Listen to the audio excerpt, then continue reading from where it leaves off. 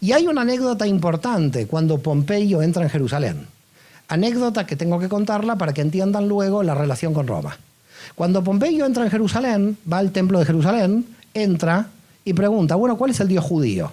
Lo que hacía Roma en general era tomar al dios de algún sitio y lo ponía en el panteón. Entonces era como muy simple. Después la Iglesia Católica lo copió con el santoral.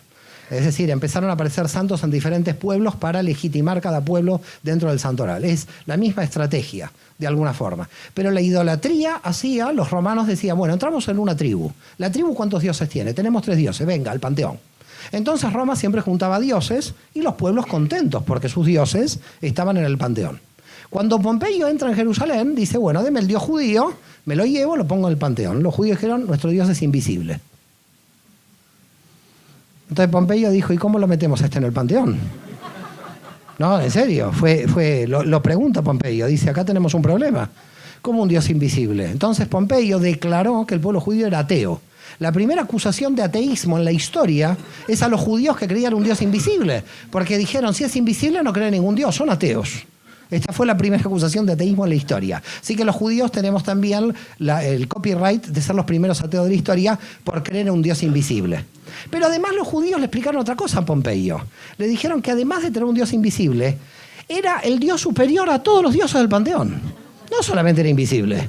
Es decir, que además, y esto ya no le entraba a los romanos, porque cuando un dios ganaba, el dios derrotado perdía. A ver, entre dos pueblos en la antigüedad, cuando había un dios que ganaba este dios, el dios perdía. Ahora, el pueblo de Israel inventó una teología infalible. Cuando el Dios de Israel gana, gana Dios. Cuando pierde, el pueblo tiene el pecado. No es que pierde Dios. Una teología increíble. Siempre gana. Si gana Dios, gana Dios. Si pierde Dios, el pueblo tiene pecados, por eso Dios no nos deja ganar.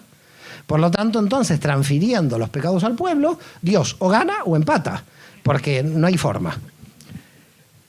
Llegamos a la época de Herodes. Siglo I. ¿Qué busca el pueblo judío? Busca el Mesías. ¿Qué es el Mesías? El Mesías es una persona de la dinastía de David, de la tribu de Judá, que se tiene que levantar militarmente contra Roma. Olvidémonos del reino de los cielos, olvidémonos lo que el pueblo judío esperaba, era una insurrección militar contra Roma. Es decir, la idea del Mesías es una idea política. No tiene nada que ver con una idea religiosa. Luego se transfirió a una idea religiosa, sobre todo por San Pablo. Después vamos a ver. Pero en principio es una idea política. Viene el Mesías, libera a Judea de cualquier dominio, en este caso el dominio romano, pero teníamos que esperar un Mesías y van apareciendo Mesías.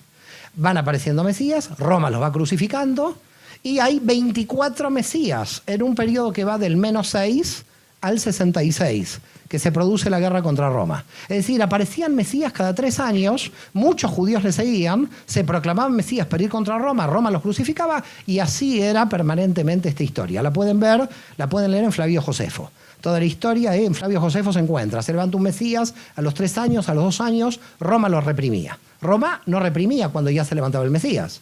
Lo que hacía Roma era represión preventiva. Ya cuando veía que alguien declaraba que era el Mesías, había represión preventiva. Vamos a entonces tomar 2 puntos centrales de esta historia. La idea del Mesías y cuál es la función de un rabí. Porque a Yoshua de Nazaret, cuando empieza su prédica, se le llama rabí, es decir, se le llama maestro, lo cual implica que indudablemente Jesús estaba en el mundo fariseo. Porque si indudablemente es llamado rabí, y el rabí es un título otorgado por el movimiento fariseo, podemos decir que Jesús es un fariseo. Ahora, fariseo totalmente atípico, porque en su pensamiento va a tener puntos de los esenios. Vamos a poner un ejemplo de esto. Tendrían que saber las diferencias entre saduceos, esenios y fariseos. Las voy a comentar rápidamente para que tengan una idea de por qué estaban divididos estos grupos. Los saduceos no creían en la resurrección de los muertos, es decir, del polvo eres, al polvo volverás. Por lo tanto, esta vida es la única. Para los saduceos, esta vida es la única y por lo tanto hay que gozarla lo máximo posible. Por lo tanto, eran casi cercanos a los epicúreos, pero más que epicúreos eran hedonistas.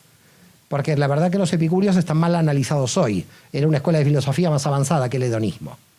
Por lo tanto, los saduceos dominaban el Sanedrín, dominaban toda la estructura del poder político y económico porque eran aliados de los romanos Y por lo tanto los saduceos no entendían que viniera ningún Mesías a salvar a Israel. Claro, si un Mesías se levantaba para salvar a Israel, a los primeros que pasaban a cuchillo eran a los saduceos. Así que ¿cómo los saduceos iban a creer que iba a venir un Mesías a salvar al pueblo?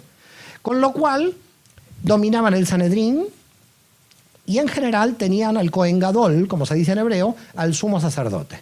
Y el sumo sacerdote pertenecía al mundo saduceo. Había 10.000 saduceos en Jerusalén, según Flavio Josefo, que en realidad es bastante poco, porque había 5 millones de judíos en el siglo I.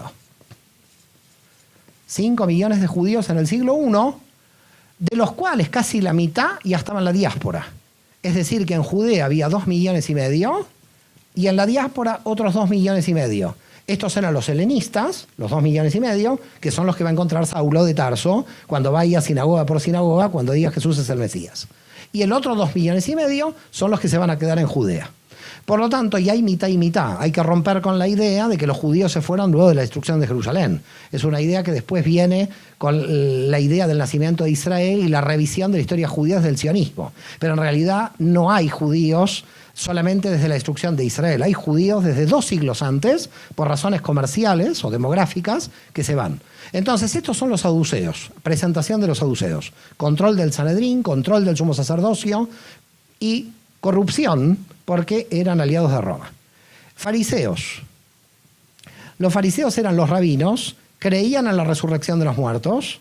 Por lo tanto, cuando el grupo de Jesús lo va a ver resucitado, son fariseos. No podrían ser saduceos de ningún modo. Los fariseos creen en la resurrección, creen que un rabino puede interpretar la Torá, que el rabí puede interpretar, digamos, cuando llamamos Torá en la concepción farisea, es todo el texto de la Biblia hebrea. Para los saduceos no. El texto de la Torá eran solo los 5 libros de Moisés. Por lo tanto, para los saduceos había una pirámide jurídica, donde la Torá, los 5 libros de Moisés, estaban arriba de profetas y escritos. En cambio, para los fariseos, toda la Biblia hebrea va a pasar a ser llamada Torá, lo cual para el judaísmo actual es una distorsión total, porque hoy un judío llama Torá a Isaías, por ejemplo, porque la llama globalmente al todo el Tanaj como Torá. Pero en realidad los saduceos en esto tenían razón. La Torá tendría que ser superior a los escritos y profetas. Pero los fariseos, para poder interpretar la Torá, llevaron a profetas y escritos al mismo nivel que la Torá. No sé si me están siguiendo ahora, se vuelve muy complejo esto. Y los fariseos, además de creer en la resurrección, además de creer que un rabí, etc., había 2 grupos dentro del movimiento de los fariseos. Había nacionalistas celotes y había pacifistas. Se podía ser un rabino pacifista o había también rabinos militaristas del bando celote. Vamos a pasar a los esenios. Los esenios prácticamente tienen la misma ideología que los fariseos, solamente que hay 2 o 3 puntos diferentes. Los esenios creen en la apocalíptica. ¿Qué es la apocalíptica? Ellos entienden que llega el fin del mundo. Se terminó. Con esa generación se terminaba la historia. Y cuidado que en el nacimiento del cristianismo va a haber mucha influencia. Va a haber mucha influencia de los apocalípticos. Decían los esenios que iba a haber una lucha, que aparece en el texto del Apocalipsis de San Juan, entre Gog y Magog, en el final de los tiempos, que aparece luego en el Talmud también. Es una tradición judía de la lucha entre el bien y el mal, que se va a producir en el Ar Megido. Ar en hebreo quiere decir montaña. En la montaña de Megido, de ahí Armagedón.